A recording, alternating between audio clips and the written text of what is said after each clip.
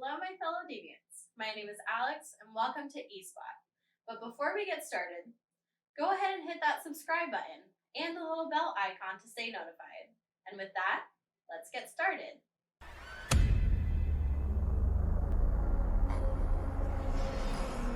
If you're in Metro Manila, home of the capital of the Philippines, there's a cool new hangout for tabletop game fans. Located upstairs in a small shopping center, Tabletapped, a board game cafe, offers cold drinks, hot food, and a wide variety of board games, from classics like Monopoly to the latest incarnation of Zombicide. For co-owner Lance Lim and 4 of his high school friends, it was a dream to open a place like this, and their dream has come true. Having been open for 3 years, Tabletop Board Game Cafe provides a place of rest and relaxation for local customers who attend the nearby university. The most popular menu item is their milkshakes, refreshing in the heat and perfect to accompany a tabletop game. Cafe also has game coaches that teaches every game that they offer in case you may be unfamiliar, but still want to give it a try. It really shows the quality of customer service to provide an inviting, unique experience to the community. So Aerosmith will be featured on the History Channel series, American Pickers. The band will be reunited with their original 1970s touring band. The van was found by Mike Wolfe and Frank Fritz in the woods near Chesterfield, Massachusetts.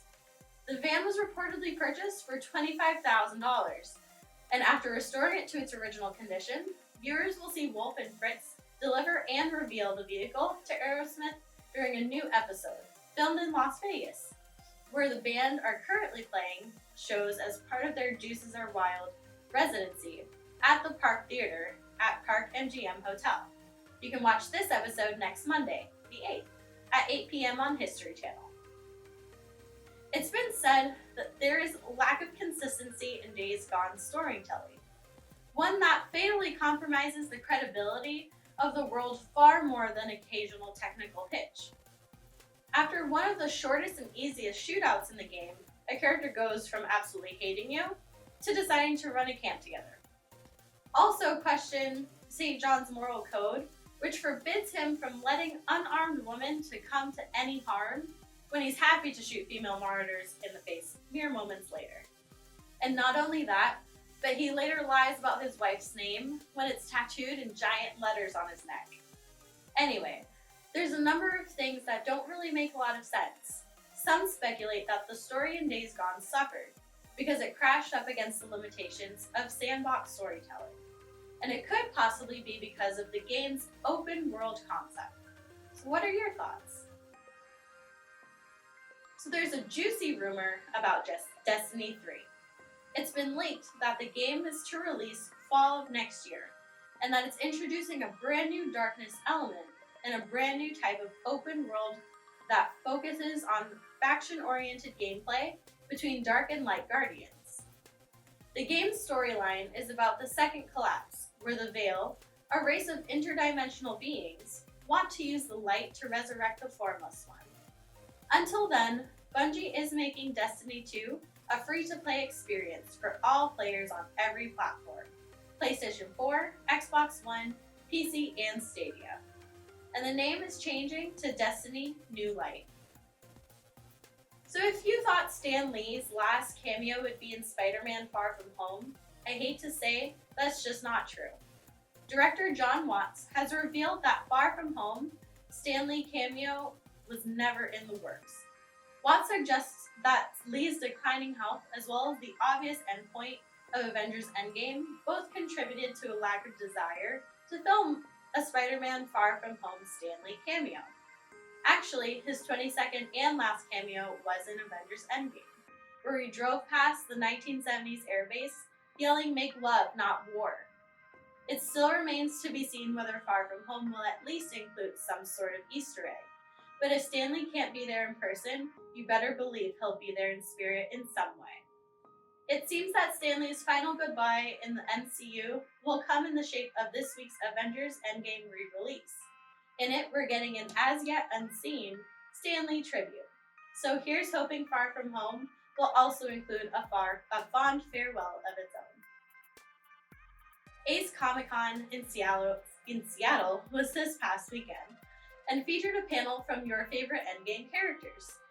The moderator asked Jeremy Renner about the Vormir scene, where him and Scarlett Johansson fight to the death, trying to save the other from sacrificing themselves for the Soul Stone. Well, Renner revealed he never actually read the moment in the script, but the original scene was shot much differently and featured Thanos. He explains that the scene they shot is very different from what's in the movie now. It's a scene they reshot because it was much more complicated than the scene in Endgame now. There's an attack, Thanos is in some ship, and a bunch of weird aliens were running around. It was just too complicated. So what they did is shot the scene. Still with the same kind of idea, but now they're just fighting each other to commit suicide for the Soul Stone. That's all explained by Jeremy Renner himself in the panel interview. Modiphius Entertainment is allowing you to now hold the world of Elder Scrolls in the palm of your hands. The Elder Scrolls Call to Arms is wargaming at its finest. You'll guide your miniature heroes to Skyrim locations like Dwemer Ruins, tombs infested with Draugr, and the snowy forests and wilderness. The game is planned to expand to the other lands of Tamriel you explored in Elder Scrolls Oblivion and the Elder Scrolls Online.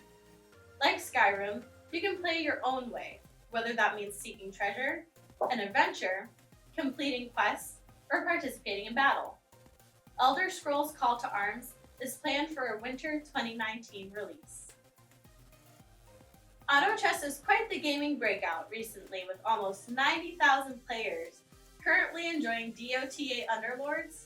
Almost 80,000 people are watching people play Teamfight Tactics on Twitch, and more than 9 million players are following the DOTA Auto Chess mod on Steam.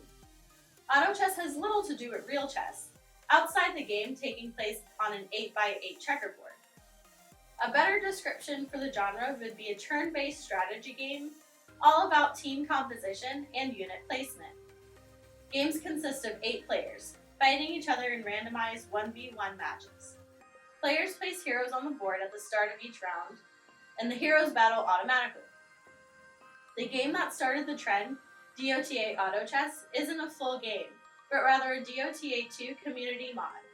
We're bound to see more takes on auto chess with different skins, user interfaces, economies, and gameplay mechanics in the near future.